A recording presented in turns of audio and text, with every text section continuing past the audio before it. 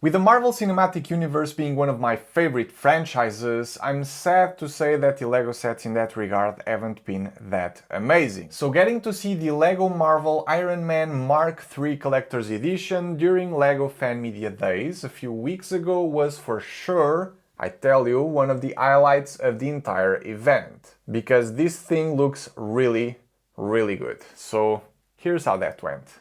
Hi everybody. My name's Aaron, and I'm here to introduce you to yet another awesome Marvel set. So, without further ado, we have the Iron Man Mark III Collector's Edition. This is a really awesome brick-built version of the first red and gold suit that we see Iron Man in the MCU. So it's really iconic, one of our favorite moments in the MCU, one of my personal favorite moments in the MCU at least.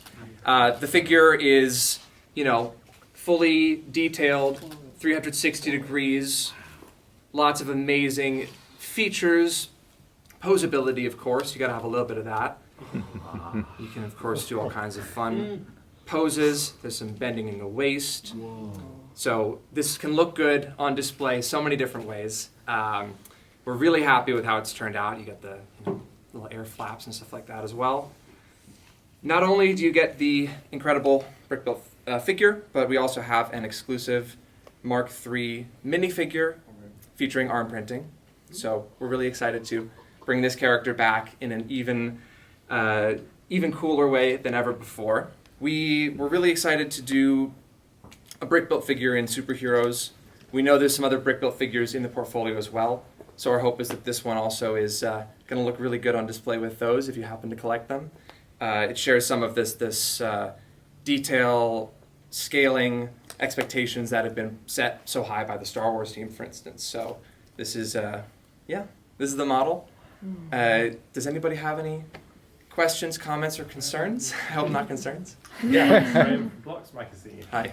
What's the trick, Aaron, with getting a figure that looks that detailed and display friendly but still has that articulation? What are some of the things that you have to factor in? Absolutely. So many of our models are made to look like really cool display pieces, but with a character like this you want to have some degree of posability inherent in there, and that does pose certain challenges around how to include joints, where to include joints, what kind of joints you do. Something like this, the waist pivot is really easy to mask and it has a really solid payoff for the posability options. The shoulders were really important to us to include because, of course, you want to have him be able to do that Iron Man stance, but also have a bit more of a neutral power stance. Meanwhile, the legs, while very specifically positioned to have that the A stance, but also this really natural turn out, those are not movable because, of course, then there's some stability difficulties with having the figure, latched into the stand. That's really important so that when you're moving it on a table, as you saw just now, or bringing it onto a shelf, or down to show your friends, you don't worry about the model falling over. Yeah. Are those sausage fingers? So the fingers, the fingers are using an element that I believe was originally developed for superheroes for the children's buildable figure collection that they have. It's used here though with a fun new connection. We have it's hard to see from here, but I hope you check it out on the real model closer up. We're using the collectible series F1 Halo piece inside of the fingers to be able to get not just this articulation, but a little bit of this, which is much more natural. It was really important to us that Iron Man had all 5 fingers, and that poses some challenges in a Lego system building sense, but we're really happy with how that turned out. Yeah. Yes? How does the size and scale compare to the Iron Man bust from earlier this year? It's a really good question. So the scale is actually slightly different. The bust has a sort of a core of the head of like 4 Lego modules. So it's slightly bigger. And even one module of difference actually has big cascading effects for the scale in general.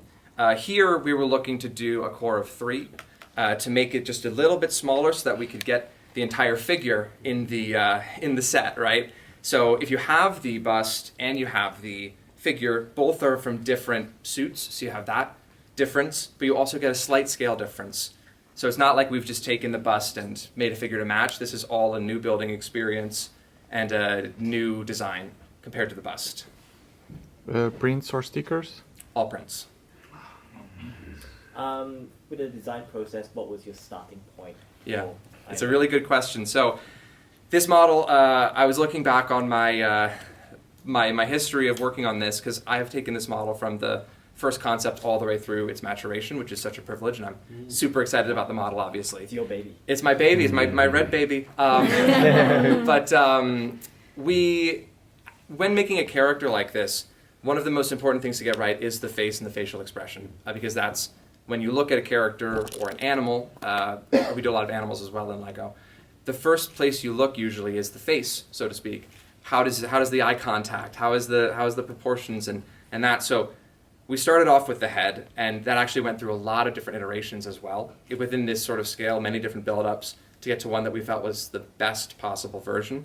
And then from there, I usually tend to work from the outside in when I'm doing a creature or a character like this, because the head is important, the arms and the legs. A lot of times you have less room to work, so to speak. So you have to make sure that part is really polished. And then it's about marrying it all together in the torso. In the case of this one, it was also a lot of looping, re-looping around stability. I went through like 3 different leg designs before finding one that works just right. But the original version of the figure also had more posability, but again, because of stability considerations and wanting to align with other display figures in the portfolio, we opted for less posability in favor of a better overall expression, more detail, more sculpting. Because as soon as you add, moving knee joints into something this big, it gets much bulkier. And in this case, we wanted to make the perfect playable display piece, but that really has that film accuracy and that sculpting all around. Yeah. Were there limitations around where you could place the metallic pieces? Yes. Just speaking to that a little bit. Yeah, we I would say maybe for 30 seconds considered doing pearl gold instead of the drum lacquered metallic gold. But first of all, to align with the bust that we already have on the market. Second of all, to get that metallization is so cool on a display model like this. But it does come with additional constraints, of course, around which kinds of pieces you're able to use and which not. This model introduces 2 new drum lacquered elements. First of all, you see here on the thigh, we've got a half circle tile in drum lacquer for the first time. And we also have a 2-length cheese slope. So the reason we made those pieces was to, because of course you can make those shapes out of existing elements that have already been drum lacquered before.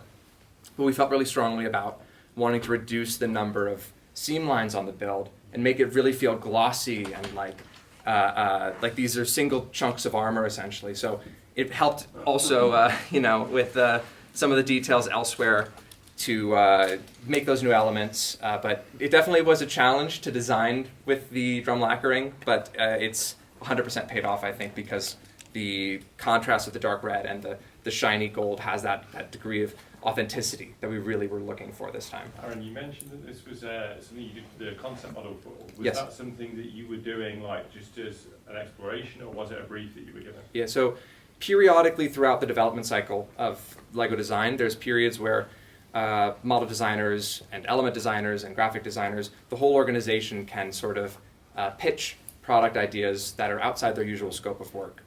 For any of you who maybe know me from before or know some of the sets I've worked on, my home is on the Creator 3-in-1 team. So this is a sort of a step into the superheroes team. I'm so lucky that they chose to let me work on this. But it was something where I was really passionate about this character, about this specific suit, about making the ultimate buildable Iron Man. And so during one of those periodic ideation open forum things, I basically signed up for a team that was not my normal team, created the first draft of what would become this set, and then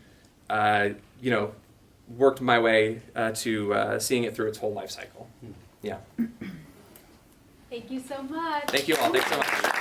Honestly, this is the most excited I've been about LEGO Marvel since the Avengers Tower was released like 2 years ago. So very much looking forward to see this with my hands when the time comes. But this is Marvel we're talking about, so let's see how the price turns out to be. Would love to know what you all think about this in the comment section below. Thanks for watching, and I'll see you all on the next one.